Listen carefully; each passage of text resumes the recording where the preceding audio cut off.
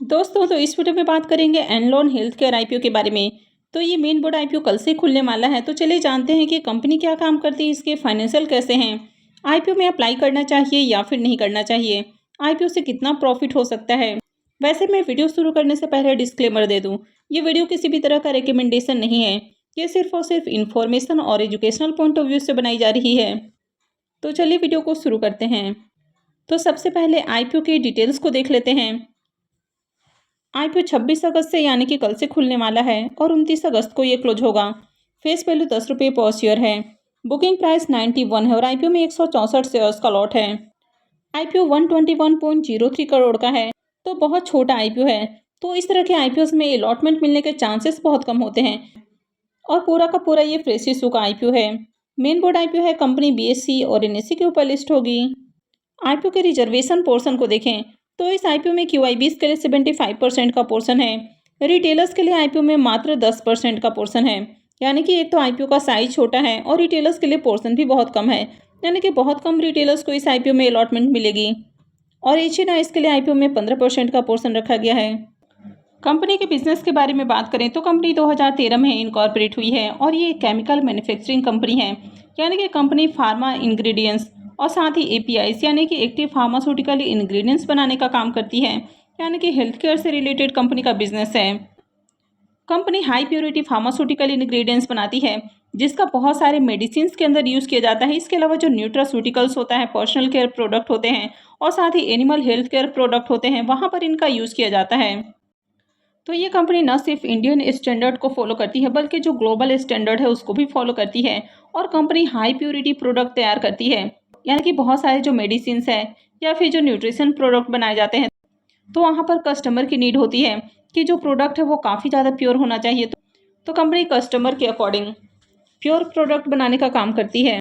तो कंपनी जो केमिकल से रिलेटेड यानी कि जो एपीआईज वगैरह बनाती है, तो इनके लिए इनको काफ़ी सारा अप्रूवल लेना होता है। तो काफ़ी सारा अप्रूवल इन्होंने इंडियन अथॉरिटीज़ की ओर से लिया है। वहीं पर ग्लोबल अथॉरिटीज़ की ओर से भी कंपनी ने कई सारे अप्रूवल लेकर रखे हैं। क्योंकि इंडिया से बहुत सारे जो मेडिसिन है वो बाहर एक्सपोर्ट किए जाते हैं, तो वहाँ पर जो भी केमिकल वगैरह यूज होता है तो वो भी ग्लोबल स्टैंडर्ड के अनुसार होना चाहिए। तो इसी कारण कंपनी ने न सिर्फ इंडियन स्टैंडर्ड को फॉलो किया है, तो बल्कि ग्लोबल स्टैंडर्ड को भी कंपनी फॉलो करती है। कंपनी केमिकल की मैन्युफैक्चरिंग करती है। तो कंपनी का जो प्रोडक्ट है वो हाई क्वालिटी का है। तो इसकी प्रोसेसिंग वगैरह करने के लिए कंपनी के पास 4 लैब हैं और 34 इनके मेंबर हैं। यानी कि 34 इनके पास साइंस ग्रेजुएट हैं जो कि ये सारा प्रोसेस करते हैं। कंपनी के प्रोडक्ट पोर्टफोलियो को देखें तो कंपनी का 65 कमर्शियलाइज प्रोडक्ट है, 28 प्रोडक्ट पायलट स्टेज के ऊपर है और 49 प्रोडक्ट लेबोरेटरी टेस्टिंग स्टेज के ऊपर देखने को मिल रहा है। तो कंपनी के अगर बिजनेस को देखें तो बढ़िया बिजनेस है। कंपनी के फाइनेंशियल को देखें तो कंपनी ने 3 सालों का फाइनेंशियल पेश किया है, जिसमें 23, 24 और 25 का कंप्लीट फाइनेंशियल है। एसेट को देखें तो फाइनेंशियल 23 में एसेट 111 करोड़ है, 24 में बढ़ के 128 करोड़ और फाइनेंशियल 25 में बढ़ के 181 करोड़ हुआ है। यानी कि ईयर ऑन ईयर इसका एसेट बढ़ा है। इनकम को देखें तो फाइनेंशियल 23 में इनकम 113 करोड़ है, 24 में इनकम डाउन है और 66 करोड़ का कंपनी का इनकम है। 25 के अंदर फिर से जंप है और कंपनी ने 120 करोड़ का इनकम जनरेट किया है। कंपनी के अगर प्रॉफिट को देखें तो फाइनेंशियल 23 में कंपनी का प्रॉफिट जहां 5 करोड़ 82 लाख है, 24 में बढ़ के 9 करोड़ 66 लाख है। वैसे कंपनी का इनकम फाइनेंशियल 24 के अंदर डाउन देखने को मिल रहा है, लेकिन कंपनी का जो प्रॉफिट है ये इंक्रीज हुआ है और फाइनेंशियल 25 में इसका जो प्रॉफिट है वो 20 करोड़ 52 लाख है। अब यहाँ पर कंपनी के अगर प्रॉफिट मार्जिन को भी देखें तो प्रॉफिट मार्जिन भी बढ़िया है। यानी कि 120 करोड़ के इनकम के ऊपर 20 करोड़ से ज़्यादा का यहाँ पर प्रॉफिट मार्जिन है। ईबीटा को देखें तो साल दर साल इसका ईबीटा इंक्रीज हुआ है। नेटवर्थ भी साल दर साल बढ़ते हुए देखने को मिला है।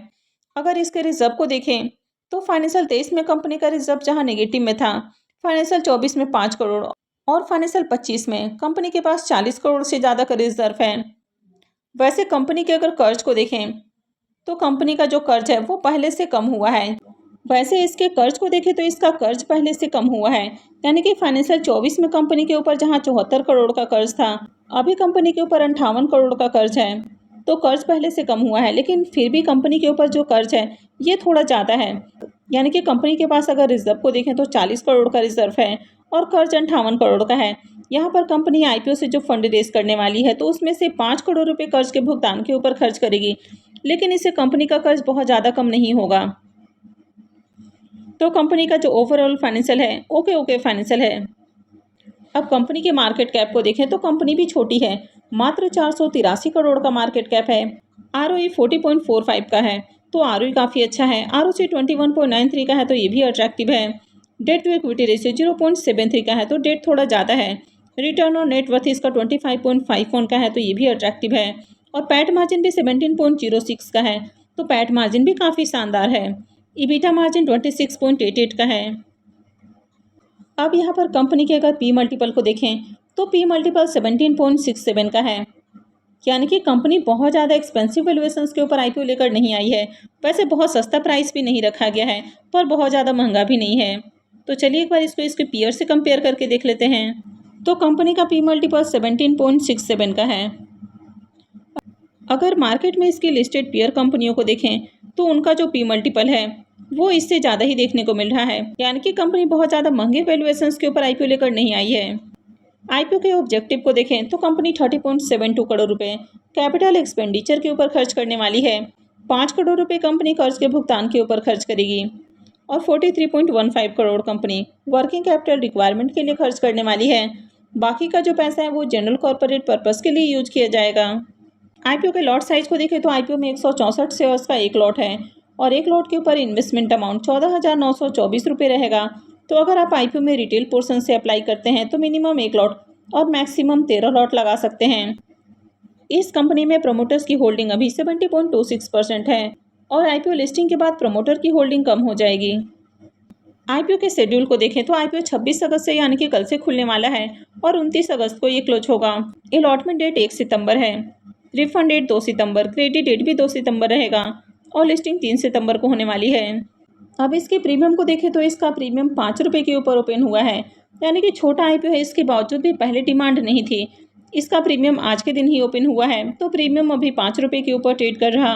IPO में 164 शेयर्स का लॉट है, तो एक लॉट के ऊपर 820 रुपये करीब प्रॉफिट की उम्मीद है। प्रीमियम इसका 5.5% के राउंड ट्रेड कर रहा है, तो ज़्यादा अट्रैक्टिव प्रीमियम नहीं है। वैसे IPO को देखें तो छोटा IPO है, बिजनेस और फाइनेंशियल वगैरह ओके है, लेकिन छोटा IPO होने के बावजूद भी मार्केट में डिमांड नहीं है। तो अगर ग्रे मार्केट में अच्छी डिमांड नहीं आती है तो इसका मतलब है कि IPO से ज़्यादा बढ़िया प्रॉफिट भी नहीं बनने वाला है। अब ये IPO बहुत छोटा है और रिटेलर्स का पोर्शन भी मात्र 10% का है, तो इस IPO में जो अलॉटमेंट मिलने के चांसेस है वो बहुत कम है। तो चलिए बाकी के भी मेन बोर्ड IPOs को देख लेते हैं।